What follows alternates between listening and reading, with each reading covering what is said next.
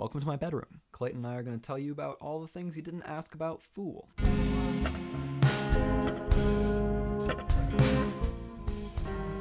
Like all good things, let's start with the intro, which is mostly just this voice memo that I got while I was on a boat, where it's just kind of like nighttime nature sound stuff, and then this guy Scott says, "Whatever." So, hence, Scott. Sounds like this. Whatever. Shout out Scott. And there's also an acoustic guitar part with some cool effects on it that just kind of turns down at the end.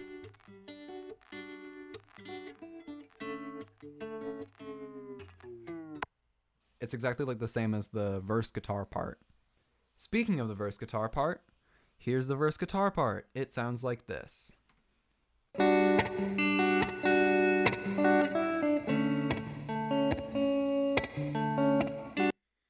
That part is doubled on the opposite side by the acoustic guitar.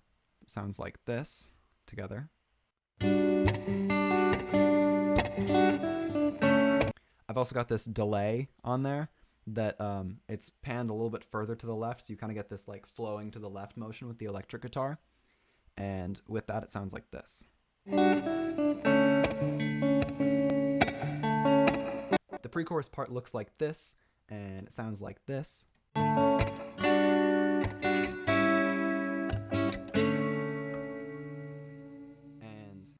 In the second chord on there, it's playing a C sharp diminished, but like really it's like an A dominant 7 with the root omitted, but nobody cares about that, so let's just move on right on to the next thing. The verse guitar part is fingerstyle, and then the choruses are just strummed with my hand, so there's no like pick in the whole song. And so that's what you can kind of get some fun noises in between with some like muted string kind of action. And the chorus part sounds like this.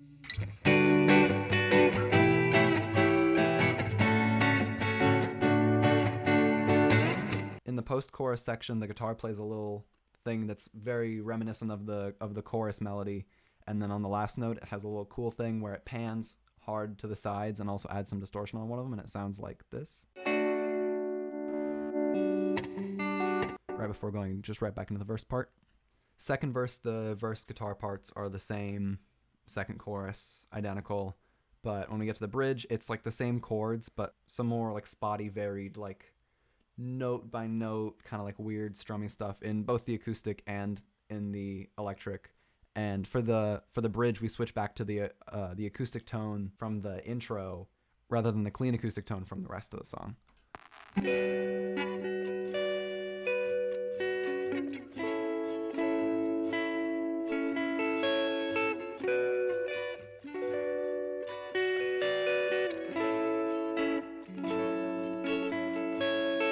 Now that we're looking at a little more substantial part of this secondary acoustic guitar, I want to talk about one of the effects on it. It's this iZotope. It's a preset called Good Vibes. It's kind of got this like tremolo-y, like lo-fi kind of feel to it, which I felt like fits the way that the bridge sounds, especially on top of that vinyl sound. In the last chorus, the guitar parts are also identical to the other chorus guitar parts. And those are the guitars. The bass throughout the song is pretty simple. It just mostly follows the same kind of movement that the guitars follow, with that like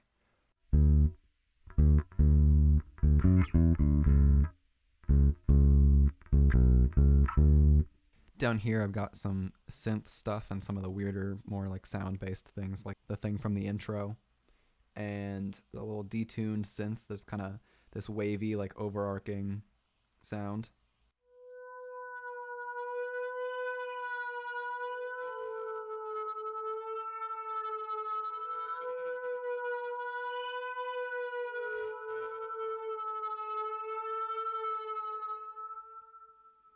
And then also in the verses is this cool vocal sample. It's a sample from the chorus. I took play and gen from again, and then fool, and then I played them on a little MIDI keyboard, and then I threw it through some trash, some reverb, some vinyl, and then another EQ to get this kind of.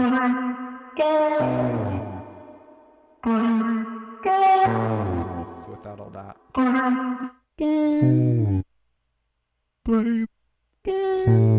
As far as vocals go, I feel like the lead vocals are pretty standard in the, with the verse and the chorus parts. It's just Speak a little bit of distortion. till my tongue's up in knots. Especially up in that like upper register stuff. Something I like to do with vocals is add these like doubles that are just slightly out into the sides just a little bit and like really quiet, and it really just brings out like the wideness of a vocal, right? So like Speak till my tongue's up in knots. it might be hard to tell, it's kind of subtle, but it just gives it a little bit more like space. There's some really weird backup vocals in the verses where I used one of my favorite plugins from one of my favorite groups, a little altar boy by Sound Toys. Used it as a format shifter for these, and then they're very heavily processed.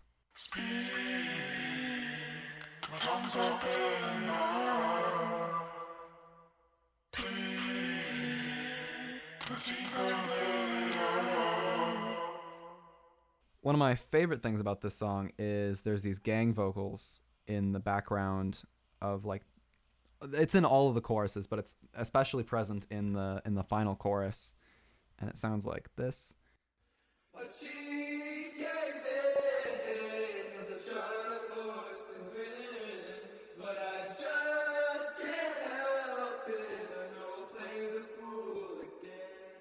Without all the processing on it, it sounds like this.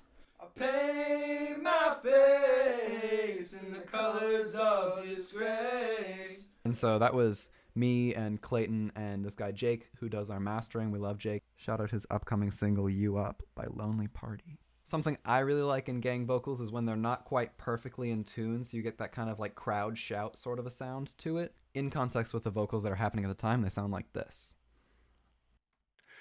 I'll play the fool again.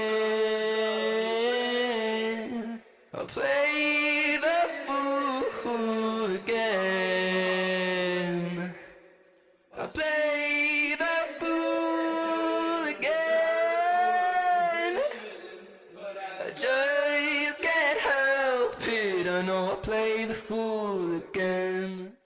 The bridge vocals in the song are two different octaves of the same like vocal lines, with slight format shift on the lower one and this acid bite on the isotope trash, and then scooped out a little bit again with that like radio sound kind of a thing. So they sound like this. The worst is on the wall. The shameful echoes on my face. I think easily my favorite part of this song is at the end of the bridge, the like distortion buildup on the right that comes back in before the two snare hits into the last chorus. So for that sound, I actually used my favorite pedal of all time, the Black Hole Symmetry from Collision Devices. It's got a fuzz, reverb, and delay, and I used the fuzz and the delay, and I ran some of the outputs from my interface down into my delay pedal, and then ran it back into the front of the interface, and then recorded it. You turn up the feedback knob to get it to roll back in again, and you give it the bite with that fuzz, and then you can use that arc of it coming back in again and getting destroyed to like lead back into the next thing. So it's also the same way that I did the little outro part on Honey. And so that with a little reverb on the opposite side panned out sounds like this.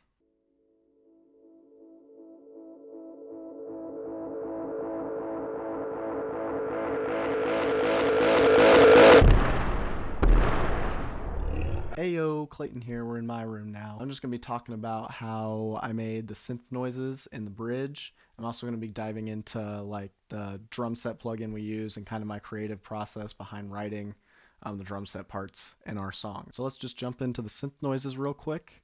So I use Serum to make pretty much all of my synth noises that go into Man of the Flood songs. So this first sound, it's actually really simple. It sounds nice. I'll play it here real quick.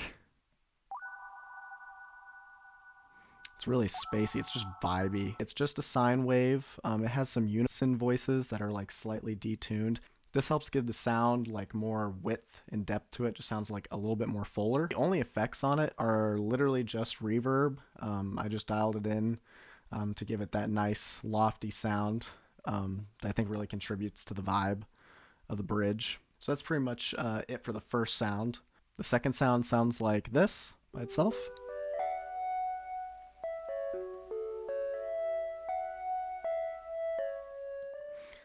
Again, it's relatively simple. It's just a sine wave. Again, I added the unisons. Then on this one, again, it has reverb, but the thing that kind of sets it apart from the other sound is this one has a little bit of distortion using the like tube setting here.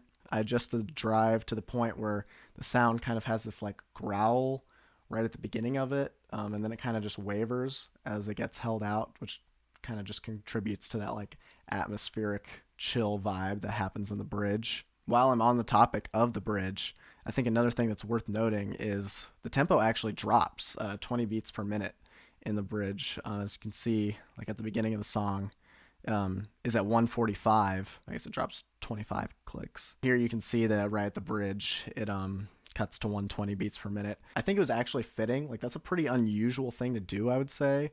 But it just, for some reason, it just works, you know, like just the way Quinn's vocals and the effects on that and the synths blend together. I think it just sounds honestly really nice. Probably one of the favorite moments we've written so far. But that's pretty much it for synths. So I guess I'll just dive into the drum sounds. I use a Get Good Drums plugin called Modern and Massive. It sounds, I mean, it really just does sound nice. I'll play a sample from the beginning of the song, and keep in mind this is actually unmixed, and it still I think sounds pretty good. It would probably fool the average listener. I hate myself. But this is what the drum sounds sound like. So this is right at the beginning of the song.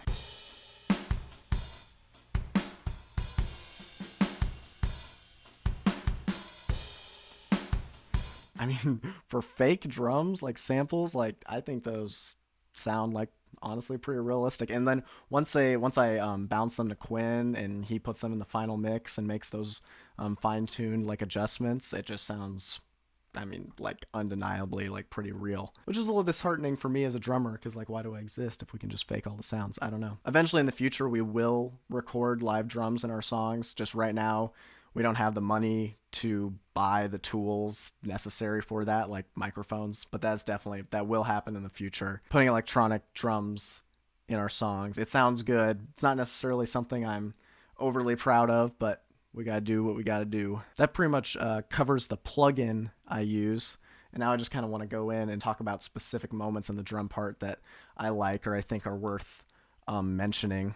Again, the whole first verse is just this really kind of like spacey, grooved out thing with like intermittent like hi-hats, but the bass and snare are relatively constant with just slight variations going on.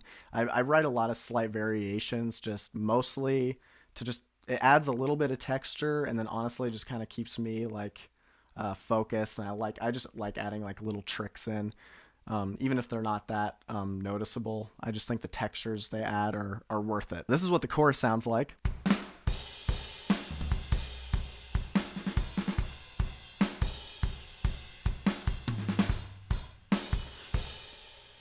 Or at least the first half of the chorus. I wrote it to be very like punctual. Like there's lots of cymbals on the offbeats to help accent what the guitar is doing. But then in the second part of the chorus, that sounds like this. I stop like doing accenting with the cymbals, and I just keep the cymbals constant on quarter notes. I think that helps the second part of the chorus sound like a little bit more driving, keeps the song moving. Moving on, we go into the second verse, which sounds like this.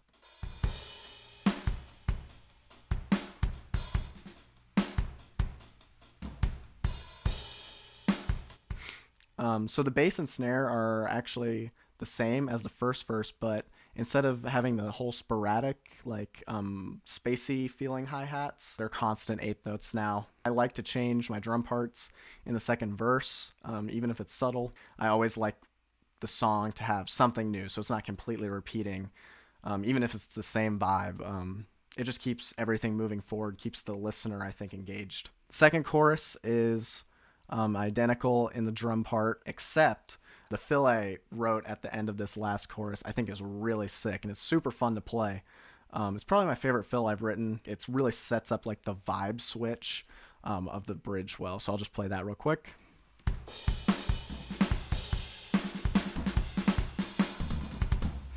Yeah, it makes me put on my stank face, which looks like this. The bridge drum part is actually, I've never actually written a drum part like this. It doesn't have any snare backbeat. It's just ghost notes, a couple tom notes, and bass drum, and the quarter notes on the hi-hat. It's pretty straightforward, but it gets the job done. It sounds nice. So I'll play a little bit of that here.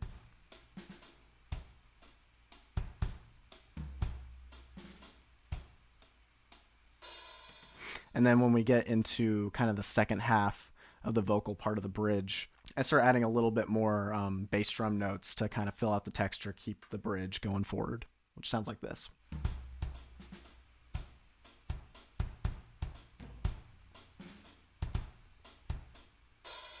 And then I think something worth noting is right here in the vocals, Quinn actually lined up saying the word today with these two bass drum notes right there. I think it sounds really cool. That was a pretty cool thing he added in. Going right into the last chorus starts, I'm pretty much like the other choruses, the second half of the choruses are.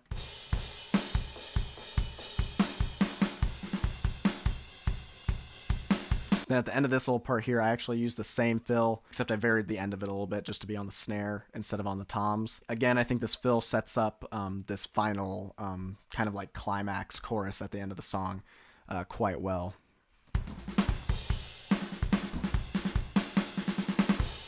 And then this last section is actually double time relative to the rest of the song. Normally in this song the snare's on 3, but here it's on 2 and 4. I think it really adds extra drive to the end of the song and really makes it feel kind of like a finale. So I'll play a little bit of that.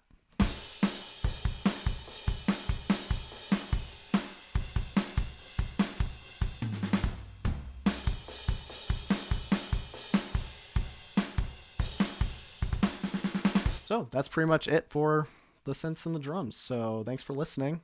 I hope that was kind of interesting. That's it for this video, so if you made it this far, thank you so much. Comment below what you liked and what interests you. If there's anything else that you'd like to see in these videos or anything that was boring in this one that we should take out, just let us know and we'll do it in the next one.